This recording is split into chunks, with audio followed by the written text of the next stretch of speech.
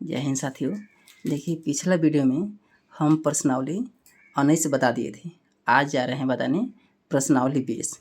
प्रश्नावली 20 में 1 number question कर रहा है कि राजेश ने 10 टुकड़ी सेव खरीदा और इस प्रत्येक टुकड़ी में 350 सेव हैं, यानी हर एक टुकड़ी में 350 क्या हैं, सेव हैं। और मिथिलेश ने 18 टुकड़ी सेव खरीदा और प्रत्येक टुकड़ी में 200 सेव हैं। तो मिथिलेश ने राजेश से कितना अधिक सेव खरीदा है, आपको यह बताना है। तो सबसे पहले राजेश ने कुल कितना सेव खरीदा है, हम उसको ज्ञात करेंगे। इसके बाद में मिथिलेश ने कुल कितना सेव खरीदा है वो क्या है निकालेंगे, तो अब पता चलेगा है कि इसके पास कितना सेव है। तो राजेश ने, यहाँ लिखेंगे, राजेश ने 10 टुकड़ी सेव खरीदा। तो प्रत्येक टुकड़ी में 350 सेव हैं, यानी प्रत्येक मतलब हाँ प्रत्येक ही लेते नहीं है। प्रत्येक टुकड़ी में सेव कितना है, 350 है। तो कुल सेव निकालेंगे, यानी राजेश के पास कुल सेव कितना होगा। तो 350 में 10 से क्या करेंगे, हम गुना कर देंगे। अंतिम में कितना जीरो है, 2 जीरो, तो यहाँ 2 जीरो हो जाएगा। अब 35 में 1 से गुना करेंगे हम तो 35 होगा, 35 से कम 35। तो राजेश के पास कुल सेव 3500 हो गया। अब मिथिलेश ने 18 टुकड़ी सेव खरीदा है। पुनः मिथिलेश ने टुकड़ी खरीदा कितना, टुकड़ी मिथिलेश ने टुकड़ी खरीदा, कितना टुकड़ी खरीदा है, 18 टुकड़ी। और प्रत्येक टुकड़ी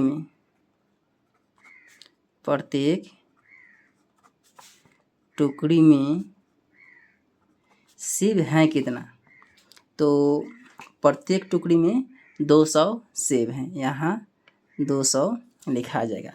अब देखिए, अब मिथिलेश के पास कुल कितना सेव हैं वो निकालना होगा। कुल सेव तो यहाँ 200 में 18 से गुना कर देंगे तो 18 दूना 36, 2 क्या है जीरो है, तो अंतिम में 00 लिख देंगे। अब देखिए, मिथिलेश के पास कुल सेव 3600 हैं और राजेश के पास कुल सेव 3500 हैं। तो कह रहा है कि जी मिथिलेश के पास राजेश से कितना अधिक सेव है आपको बताना है। तो मिथिलेश के पास देखिए यहाँ 3600 है, तो 3600 में से 3500 घटा देंगे तो कितना बचेगा, ये 100। तो लेने क्या है, 100 सेव अधिक है।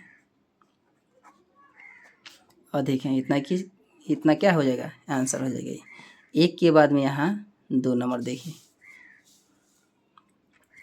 2 नंबर क्वेश्चन में कह रहा है कि 2 संख्याओं का योगफल 205 है, इनमें से एक संख्या 145 है, तो दोनों संख्याओं का गुणनफल ज्ञात कीजिए। तो दोनों संख्याओं का गुणनफल ज्ञात करने के लिए दोनों संख्या का होना जरूरी है। इसमें से क्या है, एक संख्या दे दिया है लेकिन दूसरा संख्या नहीं दिया है, तो दूसरा संख्या क्या है निकालना होगा। तो देखिए, 2 संख्याओं का योगफल, यहाँ हल करेंगे। पहली संख्या जोड़ दूसरी संख्या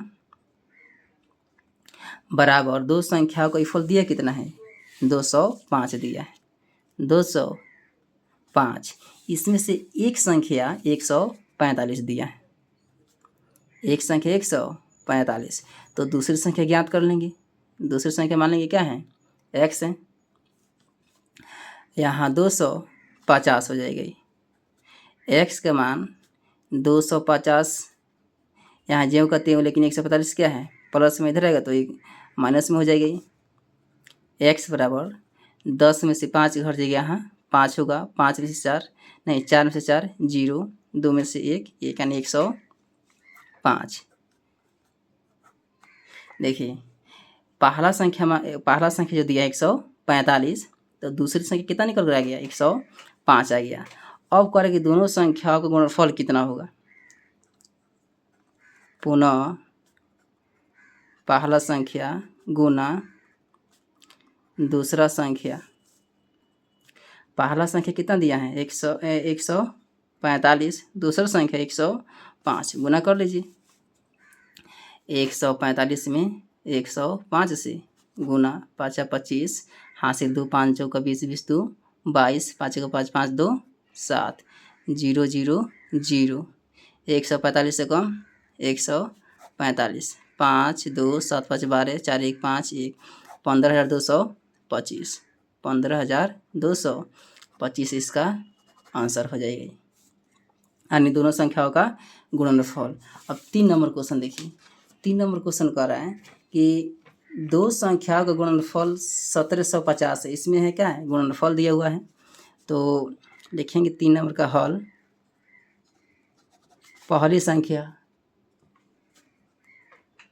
गुना दूसरी संख्या बराबर 1750 है। इसमें से एक संख्या 35 दिया हुआ है, एक संख्या 35। तो अब कह रहा है कि दूसरी संख्या ज्ञात कीजिए। दूसरी संख्या ज्ञात नहीं कर रहा है, लेकिन कह रहा है दोनों संख्याओं का अंतर ज्ञात कीजिए। जब एक संख्या 35 है तो दूसरी संख्या ज्ञात करेंगे, तब जाके क्या है अंतर निकलेगा ही। जब दूसरी संख्या x मान लिए हैं तो 1750 में क्या करेंगे, 35 से भाग हो जाएगा ही। गुना में इधर रहेगा तो भाग में हो जाएगा ही। तो 1750 में 35 से भाग कीजिए। 35 4 3 बार 120, 5 3 15 150, 4 180, यानी 5 से भाग होगा 5 फिर में।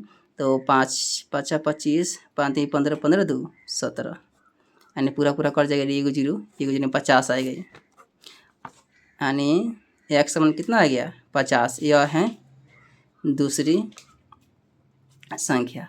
अब करेंगे दोनों संख्याओं का अंतर में क्या होता है, घटाव होता है। तो दोनों संख्याओं का अंतर ज्ञात कीजिए। तो दूसरी संख्या अंतर होता है, बड़ी में से छोटी घटाया जाता है। तो दूसरी संख्या माइनस पहली संख्या। तो दूसरी संख्या कितना है 50, पहली संख्या 35, 50 में से 35 घटेगा तो 15 इसका आंसर हो जाएगी। 3 के बाद में 4 नंबर देखिए। दो संख्याओं का गुणनफल कितना दिया है 30,000। पहली संख्या गुना दूसरी संख्या बराबर 30,000 दिया हुआ है। इसमें से एक संख्या 600 है। तो दोनों संख्याओं का योगफल करें ज्ञात करने के लिए। दोनों संख्याओं का देखिए, इसमें से एक संख्या दे दिया है। अब योगफल ज्ञात करने के लिए दोनों संख्या का होना जरूरी है। तो दूसरा संख्या सबसे पहले हम निकालेंगे। एक संख्या कितना दिया है इसमें से 600, तो यहाँ 600 लिख देंगे गुना दूसरी संख्या को हम मान लेंगे x 30,000। x का मान निकाल दीजिए, 30,000 बटा 600 हो जाएगा, क्योंकि 600 गुना में इधर रहेगा तो भाग में हो जाएगा। 2 0 2 0, 6 कम 6 6 5 30, 1 0 है तो 1 0, यानी x का मान 50 निकल कर आ गया। ये अब करें कि दोनों संख्याओं का योगफल ज्ञात कह रहे करने के लिए। पुनः पहली संख्या जोड़ दूसरी संख्या, दोनों संख्याओं को जोड़ दीजिए। यहाँ पहली संख्या 600 है, दूसरी संख्या 50 है, तो 650 क्या हो जाएगा, इसका आंसर हो जाएगा। 4 के बाद में यहाँ 5 नंबर क्वेश्चन। 5 नंबर क्वेश्चन कह रहा है कि जी एक पिता ने अपने चारों पुत्रों को 848 रुपया बराबर क्या है बांट दिया है। ये देखिए, एक क्या है पिता है और उसका कितना पुत्र हैं 4 हैं, और 4 से क्या है 48 रुपया क्या है प्रत्येक पुत्र को उन्होंने क्या किया है बांट दिया है। तो इसमें से क्या है किसी एक पुत्र ने क्या है इसमें से एक पुत्र ने अपने हिस्से में से 200 रुपया पुस्तक खरीदने में खर्च कर दिया है। तो उस पुत्र के पास कितना रुपया शेष बचे आपको बताना है। तो देखिए सबसे पहले प्रत्येक ह लिखेंगे यहाँ, प्रत्येक बच्चा का कुल हिस्सा, प्रत्येक बच्चा के पास कुल रुपया, बच्चा के पास कुल रुपया कितना है 448 रुपया, इतना ना है 448 नहीं 848 है, 848 है। तो अब कह रहे हैं कि 848 में एक जो बच्चा है 848 में से 200 रुपये का है पुस्तक खरीद लिया है, तो शेष रुपया देखिए पुस्तक खरीदा है, पुस्तक खरीदा है, कितना रुपये का पुस्तक खरीदा है 200 का, तो उसके पास कितना रुपया शेष बचेगा आपको बताना है। तो 848 में से 200 घटा देंगे, 4 8 648 रुपये इसके पास बचेगा। अब 6 नंबर क्वेश्चन देखिए, 6 नंबर क्वेश्चन में है कि शादी के अवसर पर 700 लीटर दूध का 10 रुपये प्रति दर की लीटर की दर से तथा 300 लीटर दूध 12 रुपये प्रति लीटर की दर से खरीदा गया है। तो पूरा दूध खरीदने में कुल कितने रुपये खर्च हो गया आपको यह बताना है। देखिए 700 जो लीटर दूध हैं, यह जो दूध है यह 10 रुपया प्रति लीटर, यानी 1 लीटर का दाम 10 रुपया है। ये क्या है, इतना रुपये में क्या है खरीदा गया है। 6 नंबर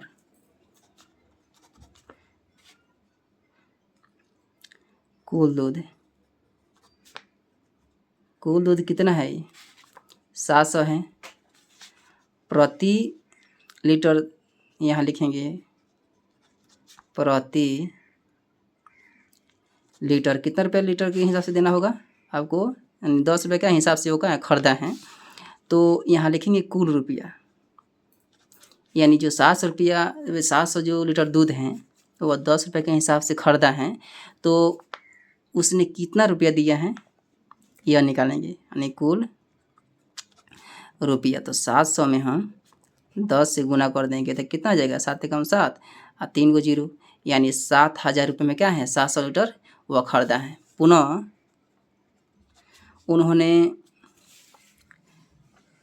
300 लीटर फिर क्या है दूध खरीदा है, और 1 लीटर के जो क्या है रुपया मतलब लग रहा है 12 रुपये के हिसाब से वह 300 लीटर दूध खरीदा है। तो यहाँ लिखेंगे कुल दूध कितना खरीदा है 300 प्रति लीटर कितना के हिसाब से 12 रुपया प्रति क्या है लीटर के हिसाब से क्या है वो दूध खरीदा है।